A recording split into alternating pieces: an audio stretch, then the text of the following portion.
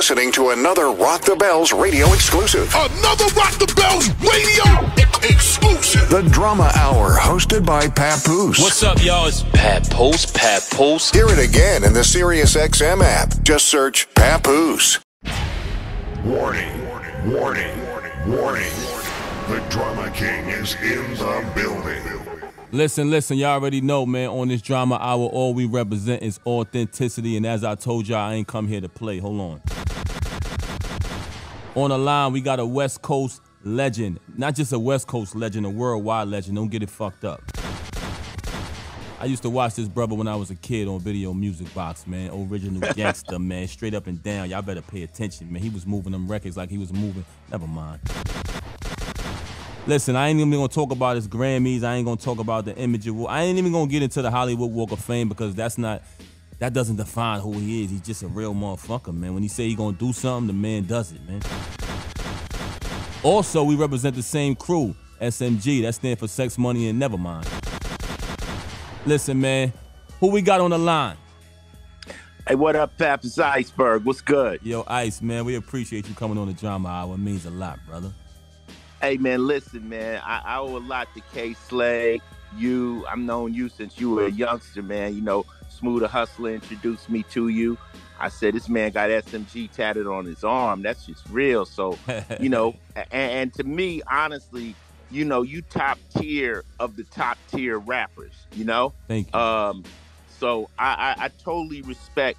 I always say, I respect anybody who can do something I can't do. You know, and I can't do the fucking alphabet, man. So stop playing.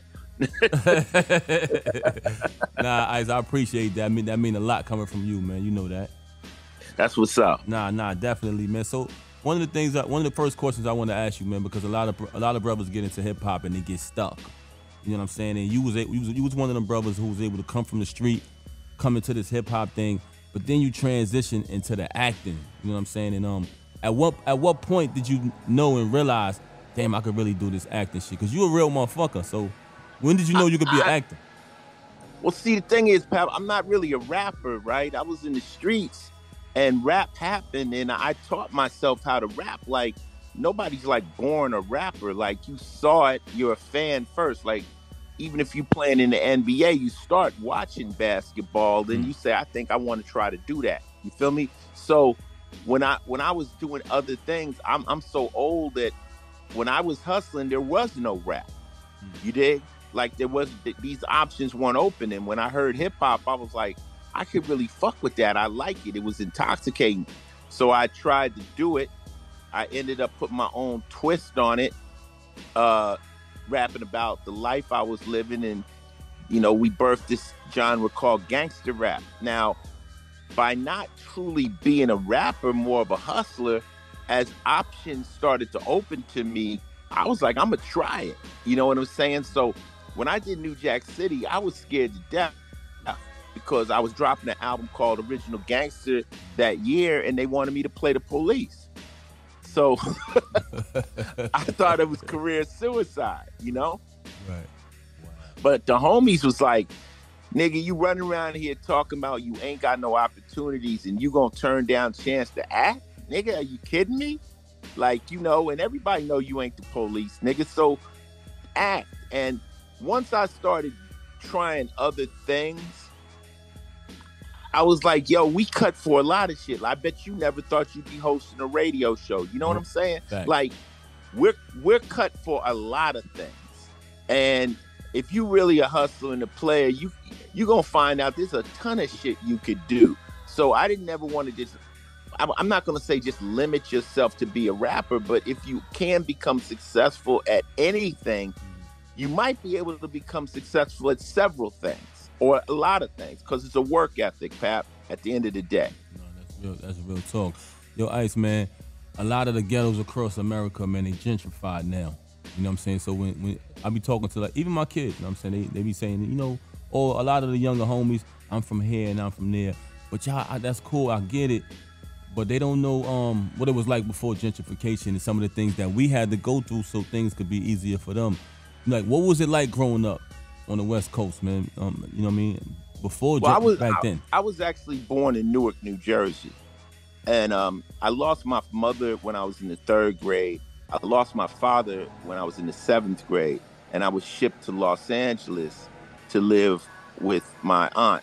Now, even though coming from the East Coast, I mean, how much dust do you kick up when you like 12 years old? So I never really claimed the East Coast that way because I didn't do nothing. I was in the house. I wasn't outside. I was inside, you know? And then when I got to LA, I was introduced to the gangs. When I first got there, I was bused to a white junior high school, Palms Junior High in Culver City.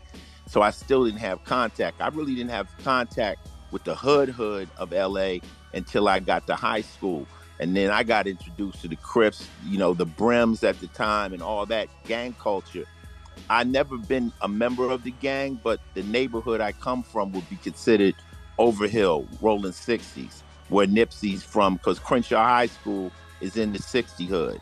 But if you go to Crenshaw, you connect to 60s, you connect to the A-Tray gangsters, Harlem, Hoover, all that surrounds that school. So I just always been a cool cat, and I had the gift of gab, so I was able to meet the shot callers from the sets to never really have to jump into a set, because you're not in a gang, you're from a gang. And that means you're from a particular neighborhood.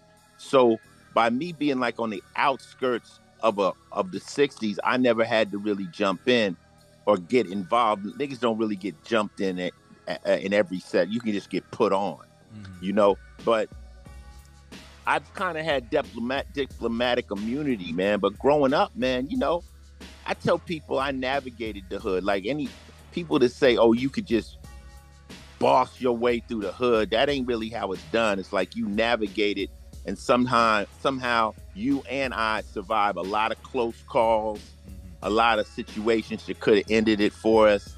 And to be here today talking about it, you almost just gotta say, damn, man, I was lucky to make it. You feel me? Right. Nah, that's deep. That's deep. Speaking of the, you know, I know you mentioned that, you know what I mean, as far as the gang culture and all of that. You know, growing up in New York, we had, I wouldn't call them gangs, but it was crews, you know what I'm saying? But it's very similar to what y'all had on the West Coast. We had Deceps, Low Lives, Face Heads, and that's what those were most of the gangs off top. In my hood, HPO, on and on, right? Over the years, at some point, New York and other cities adapted the gang culture. Now, you got some brothers on the West who might say, yo, that's fake or XYZ. But me on the outside looking in, you know, I never been a gang member, you know what I mean? But me on the outside looking in, I always remain neutral. My thing is, yo, when you got funerals, that's not fake. No, it's not fake. It's not fake. It's not fake at all. At some point, they adapted it. But how do you feel about that, bro? Well, let's start like this. When I started coming to New York real heavy,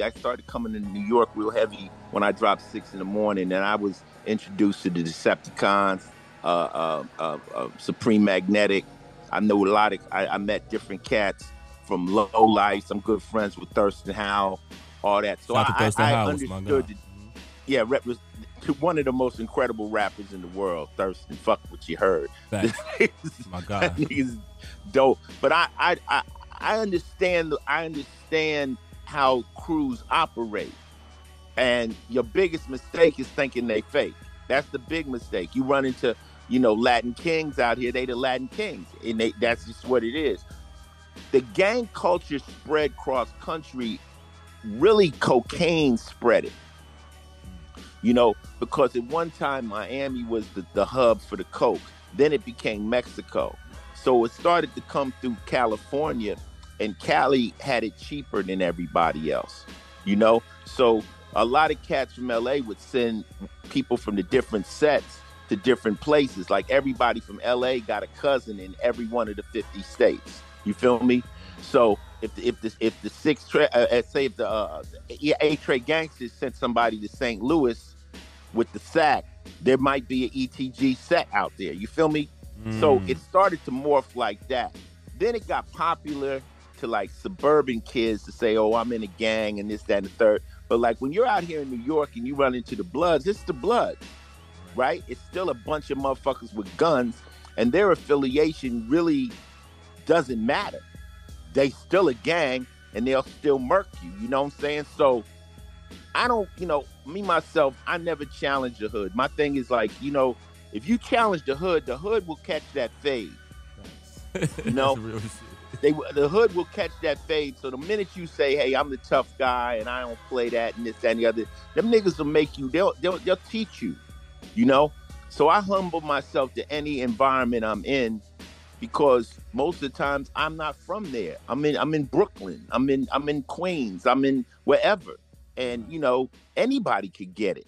There you go. You know. Nah, that's real talk, man. Like you one of them brothers who was representing and we know you transitioned, you a family man and all that, but you just one of them brothers who, before it was cool. Like, everybody a gangster and a thug now. I remember when that shit wasn't cool. You know what I'm saying? It was just something that, it was a way of life, and brothers had to survive. Now you don't really know who's who, because some people just want to be something they not in real life. You know what I mean? So, well, I'll tell you like this, Pap. Anybody who ever been in it, and everybody who ever carried guns and lived that life, I mean, that's young and it's fun.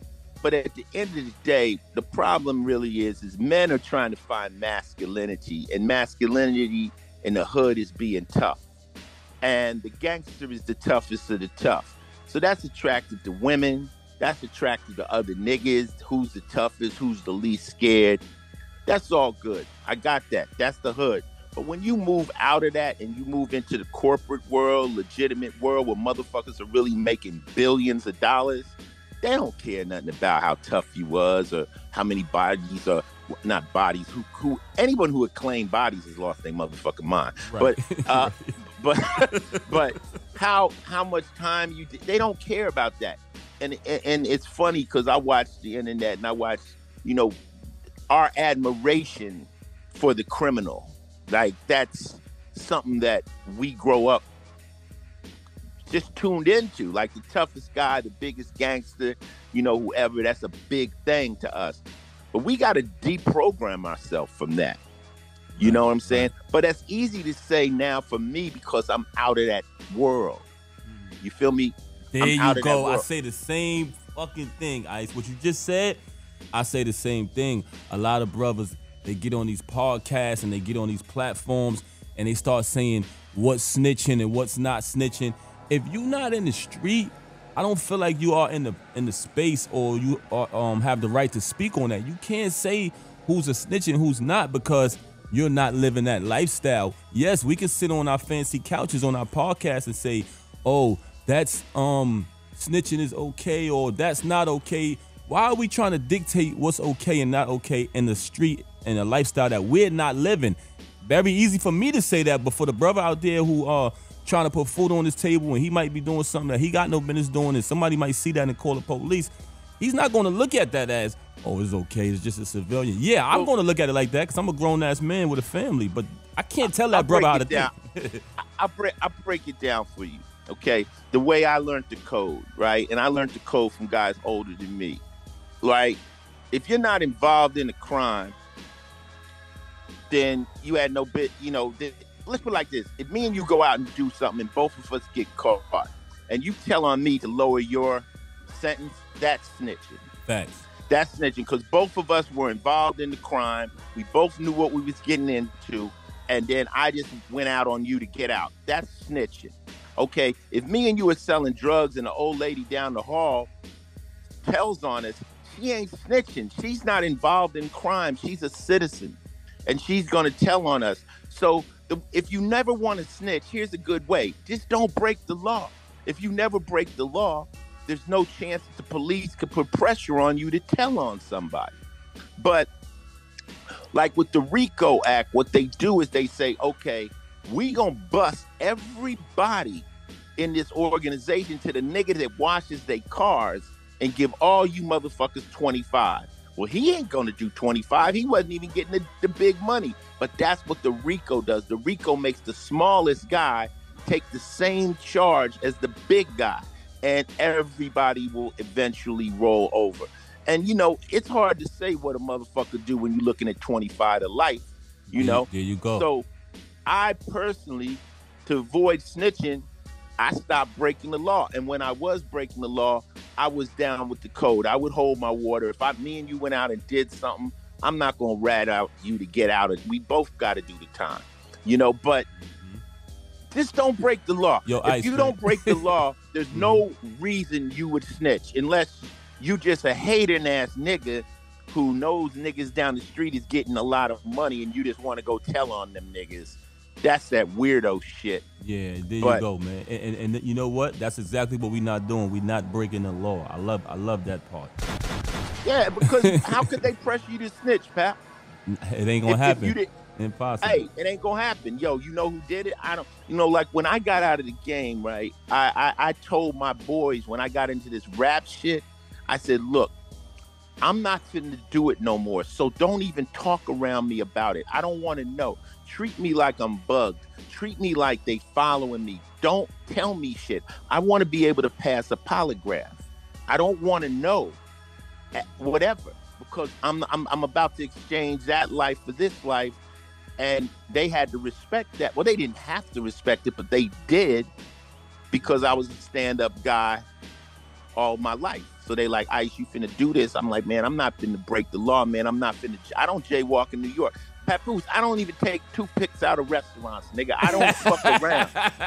There you go, Ice, man. And I'm the same way, man. But let me say something to the people out there listening. Somebody like me, and, you know, there's still niggas like, oh, Ice, you this, you fake this, that. If I was really fake, then some valid nigga from LA would come out and say Ice is on some bullshit. But you will never hear that, because when I was active, we was active. But my point is that I'm not now. Papoose, I feel if I break the law or I lie or I do low to a nigga, just some of that old shit, I'll die. I believe I would suffer instant karma, because I've been blessed so much. I got a beautiful family. I got great friends. I got a good life now. For me to go back and do some of that grimy shit, I believe I die. Yo, Ice, that's deep. And me and you share a lot of the same views, man. I find myself saying what you just said in my own way, and I try to explain that to brothers, you know, who are able and lucky enough, because I call us survivors. We survived a lot of shit, you know what I'm saying? Exactly. Bullets grazed my head as a teenager, you know what I'm saying? Real talk. And so even to be here talking to you and hearing what you're saying, the jewels that you're dropping, I tell brothers that all the time, because I want them to understand, as you get older and you become an adult, it's less room for error. You have more obligations and responsibilities. So if you do some dumb shit, just know you're not going to have that side door or that easy way out that you had when you was a lot younger. You know what I'm saying? So it all comes with maturity, man. And you know, it speaks. They say you spend the first half of your life trying to kill yourself, and the second half trying to recover from it. You know, and when you're a teenager, you're like insane. Like I tell people, anybody listening that say over 25, I want you to think back to when you were 17. Fuck with me for a minute. Think back to when you were 17 and tell me how much of the shit you thought was correct. Like how much of the things you believed at 17, 16 was correct. And you'll be like less than 90%. You'll be like, yo. And if you're 35 or 30, you're going to look back and say, damn, I was literally insane. So the youngsters that are out there, I understand the way they moving, because I move like that, you know, and I'm not mad at them, but I just want them to survive this crazy time they're in. You know, Frank Sinatra said, if you get to live long enough, life will teach you how to live it. See what you just said? You want them to survive. And when I see some of the little homies and they out there playing in them streets, when I mentor them, one of the things I explain to them, and I make sure I scare the shit out of them, because I want to scare them straight so where they can leave the streets alone. And I explain to them, listen, when I was your age and I was running around in the street, a lot of my friends, they didn't make it. They weren't fortunate enough to make. I'm talking about like they lost their lives. Some of them went to the penitentiary, never to return. So I just want you to know, you and your crew to know, if y'all want to keep playing in them streets, all of y'all might not make it. So if you want to be a survivor, you might want to get out of that and you know what I mean, do the right thing in your life. So I love what you just said about that. Listen, man. Right now in hip hop, like, you know, cats was losing it in the streets, but now they losing it in the rap business, right? So we lost Pac, we lost Big, we lost Big L, right? But that our era kind of got the memo after that. and a lot less rappers weren't getting killed every weekend. You know what I'm saying? It slowed down. Now it's back at a fever pitch where the kids are going to jail. They're catching RICO charges, catching life sentences. The big stars, they got ankle bracelets. It's just crazy right now, you know? And come on, man. That's not what the game is about. The game is to live, man, and be like Nas or be like a 50 or a Jay or, you know, I think I'm the oldest rapper, man. The object is to stay alive, man. That's the game. It's not to die and be a legend from dying. You know, we lost Pac. Pac was like a youngster, man. Come on, man. Yeah. Can't do that. Nah, facts, Ice, man. Always an honor and a privilege, man, to talk to you and hear you drop jewels, man. If you can, man, of course, give a rest in peace to our brother K. Slay. Yo, come on, man. Let me tell you about K. Slay, man. K. Slay was the only, I'm going to say this, the only DJ that willingly put niggas on. You know, it wasn't like you had to go pay him. It wasn't like you had to go kiss his ass. He put on West Coast cats. He put on, I mean, who else could do rapping 200 deep? I mean, who got 200 MCs on their phone? Nobody. Fuck that. You know what I'm saying? Nobody. Who can call? I can't call up 200 rappers. I don't know. You know? And because of him, man, I met RJ Payne. I met all these other MCs. And, you know, he's just a good, solid brother. I don't know why they called him the Drama King, because the nigga was the Peace King to me. You know? A lot of cats don't understand. I tell cats that. I say, yo, y'all keep talking about this Drama King. That was the younger Slay. They don't know. As Slay started to get older, he was the nigga squashing the drama, squashing the beefs behind the scenes. Yeah. Absolutely. But, man, come on, man. That was so unexpected. Yeah. But, you know, we got to understand life is precious, man. And this thing called hip-hop that you are one of the gods of, it's important. You know, they say give back. If we don't give back that knowledge, just the simple knowledge of stay alive and stay out of prison at all costs, you know, what are we telling them? What are we telling them, you know? And also parlay and move. You see Ice Cube is owning basketball leagues and shit like that, you know, all kind ludicrous. Everybody's making moves. Hip hop is the first step. It's your step out of the hood. It's the way you can step out and make yourself known. But once you step out, man, do it all. Do it all. Get it. Go for it. Yo, Ice, man, I want to get into one of your classics, man. This is one of my favorite Ice-T joints, man. Just when you was talking that talk, I'm a nightmare walking, psychopath talking, man. Can you introduce Colors, man, on the Drama album? Hey, Colors, real quick, Colors was a song I did. I saw the movie and they didn't have a theme song. And so, you know, I dropped off into the head of a gangbanger and told you exactly how they think. Straight up. That was a hell of a verse, bro. I don't know if it's a better come on to a verse in history, just on some real street shit, like goosebumps. Yeah, Vendettas of death, back to Colors I choose. That's what you just said. Once somebody dies, it's on. Classic, man. Introduce that joint on the Drama album. Hey, yo, this is Ice-T. This is Colors from the movie Colors. It's real talk. Trust me. Yo, Ice, thank you, bro. I appreciate you, man.